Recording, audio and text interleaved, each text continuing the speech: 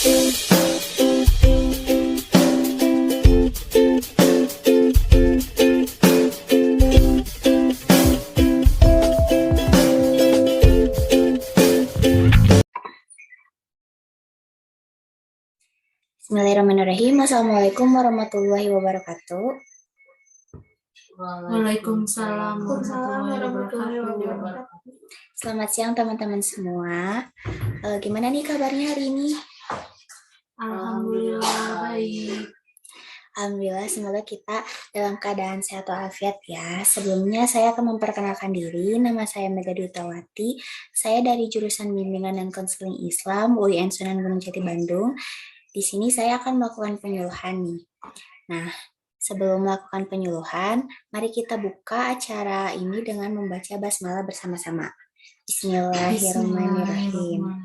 Sebelumnya saya akan share screen dulu ya.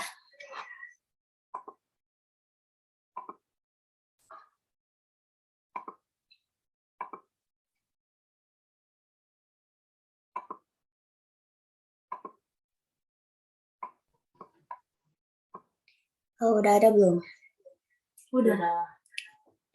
Nah, di sini saya mengambil judul yaitu pentingnya kesehatan mental bagi mahasiswa. Apalagi khususnya untuk mahasiswa semester akhir ya. Lanjut.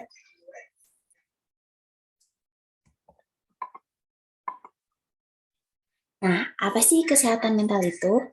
Kesehatan mental merupakan suatu kondisi ketika batin kita berada dalam keadaan tentram dan tenang, sehingga memungkinkan kita untuk menikmati kehidupan sehari-hari dan menghargai orang lain di sekitar. Nah, masalah kesehatan mental di Indonesia ini sekarang masih tergolong sangat tinggi ya, terutama pada kalangan remaja. Karena mereka masih memiliki emosi yang tidak stabil dan belum memiliki kemampuan yang baik untuk memecahkan masalah yang ada. Nah, masa remaja itu? Yaitu masa di mana mereka saling mengalami stres, terutama pada peristiwa tertentu dalam hidup mereka. Nah, kesehatan mental pada mahasiswa dapat dipengaruhi oleh beberapa faktor, di antaranya yaitu ada faktor genetika, keluarga, pertemanan, gaya hidup, sosial, dan berbagai faktor lainnya. Nah, faktor-faktor tersebut dapat mempengaruhi mahasiswa secara positif maupun negatif. Akan tetapi masih banyak mahasiswa yang tidak pernah sadar gitu ya akan dampak positif dan negatif yang ditimbulkan dari faktor-faktor yang tadi gitu. Sehingga mereka lupa sama kesehatan mental mereka. Terus mereka juga kan selain kuliah fokusnya juga teralihkan dengan seperti ikut organisasi, terus ada kepentingan-kepentingan yang lain, jadwal kuliah, apalagi kalau yang ngambil kelas atas, jadwal kuliahnya pasti bentrok gitu ya. Nah, mereka juga pasti lama-lama stres juga gitu ya, kesehatan mentalnya terganggu. Lanjut. Nah, menurut paparan WHO, pada tahun 2019 belakangan ini, stres lebih sering muncul terjadi karena beberapa hal. Yang pertama, ketakutan dan kecemasan mengenai kesehatan diri maupun kesehatan orang lain yang disayangi. Yang kedua, perubahan pola tidur dan pola makan. Nah, kalau stres kan biasanya ngaruh banget ya ke pola tidur, jadi kayak pola tidur tidak teratur, pola makan juga apalagi gitu ya, makannya dinanti-nanti. Nah, yang ketiga, sulit tidur dan konsentrasi. Sulit tidur karena mungkin deadline-nya berdekatan, terus pengen cepet-cepet beres juga, dan kalau kita kurang tidur, maka konsentrasi kita juga di hari esoknya akan terhambat gitu ya buat aktivitas yang hari keesokannya gitu. Jadi konsentrasinya akan menurun. Nah, yang keempat, menggunakan obat-obatan. Ini nggak semua orang sih ya menggunakan obat-obatan. Jadi kalau misalkan ada yang pusing emang nggak kuat banget, ada yang ketergantungan dengan obat gitu ya. Jadi sehingga pusingnya reda gitu, hilang gitu kan. Lanjut. Cara mengatasi agar tidak gampang stres. Yang pertama, harus memiliki perencanaan yang matang. Kenapa harus memiliki perencanaan yang matang? Jadi misalkan ya, kalian setiap 1 minggu membuat jadwal. Hari pertama, kalian mau ngerjain tugas yang mana dulu nih, yang deadline-nya lebih dekat gitu ya. Dan hari-hari selanjutnya. Nah, yang kedua, setelah semua terjadi dan tercatat, maka kamu juga harus mempunyai skala prioritas untuk hal yang lebih penting. Misalkan pentingin dulu nih yang lebih penting gitu ya. Misalkan tiba-tiba deadline-nya dimajuin tuh, berarti otomatis kalian juga harus merubah lagi jadwalnya gitu. Jadi ke deadline yang lebih awal dulu gitu yang dikerjainnya. Nah, yang ketiga, jangan malu untuk meminta bantuan orang lain nih. Karena ini tuh kalau menurut aku nih ya, sering banget gitu terjadi ya di kalangan mahasiswa, kita pagi malu banget gitu buat bertanya sama teman, takutnya caper lah, ada butuhnya aja lah gitu. Padahal kalau emang kita gak mampu, kita nggak apa-apa minta tolong aja gitu. Terus emang kalau orang yang ditolongnya juga mau. Nah, yang keempat, memiliki waktu untuk diri sendiri. Ini sangat penting sekali ya, karena me time itu benar-benar dibutuhin gitu buat kita.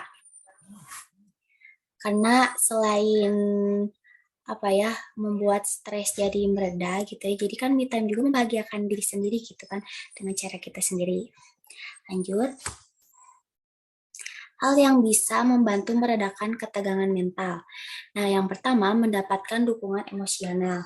Nah, biasanya ini kalau kita kumpul sama temen nih, suka langsung curhat, ih tahu nggak tugas aku tuh banyak gini, otomatis kan kita tuh meluapkan emosi kita ya. Nah, walaupun teman gak bisa ngasih solusi, seenggaknya emosi kita tuh udah dikeluarin gitu kan. Nah, yang selanjutnya, mendapatkan waktu tidur yang cukup. Ini juga penting gitu ya, karena kalau waktu tidur kita cukup, otomatis di hari besok juga kita nggak akan kelelahan, nggak akan gampang ngantuk gitu kan. Nah, yang ketiga, tidak membebani diri sendiri. Artinya, kalau kita butuh bantuan orang lain, ya kita minta tolong aja gitu, jangan membebani diri sendiri kalau kita tuh gak bisa tapi kekeh harus bisa gitu kan. Nah, yang terakhir harus selalu berkomunikasi dengan keluarga gitu ya. Jadi jangan sampai putus komunikasi karena keluarga kan maksudnya support system juga gitu ya. Kalian juga harus mempunyai hubungan yang baik. Nah, ini ada quotes nih, makin sulit sebuah perjuangan, makin indahlah suatu kemenangan. Jadi mending berjuang dulu sekarang supaya nanti ada hasilnya. Nah, baik, apakah ada pertanyaan? Saya izin bertanya. Oh, boleh, Sabil.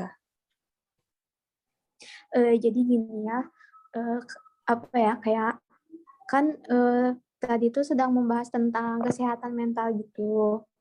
Terus kayak aku pernah lihat gitu ya, aku pernah melihat gitu kayak banyak sekali mahasiswa tingkat akhir itu yang melakukan self harm gitu, seperti menyakiti diri sendiri.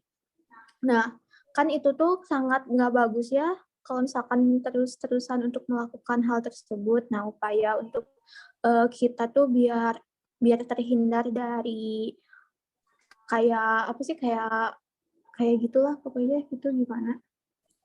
Oke, baik, Supaya makasih ya Sabil sudah bertanya. Kalau menurut aku ya kan itu lebih ke menyakiti diri sendiri ya. Yang pertama harus memperbanyak relasi pertemanan gitu.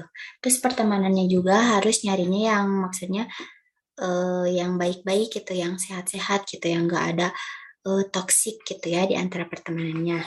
Nah, yang kedua harus ikutan kayak misalkan berbagai organisasi atau apa gitu ya, kayak acara-acara seminar atau eh, gimana lah gitu ya, kayak ekstrakurikuler gitu. Nah, terus yang terakhir harus mempunyai support system gitu ya. Mau itu misalkan nih dari pasangan atau dari orang tua atau dari sahabat yang emang dekat gitu sama kamu. Kalau kata aku sih kayak gitu. Gimana, cukup jawabannya? cukup. Terima kasih. Apakah ada pertanyaan yang lain? Cukup. Oke, baik.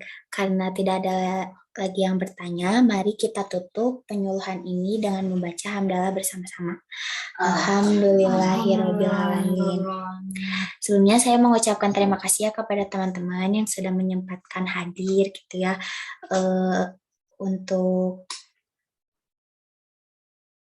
untuk penyuluhan ini. Semoga bisa bermanfaat dan mohon maaf apabila masih ada banyak kekurangan. Wabillahi taufiq wal hidayah. Wassalamualaikum warahmatullahi wabarakatuh.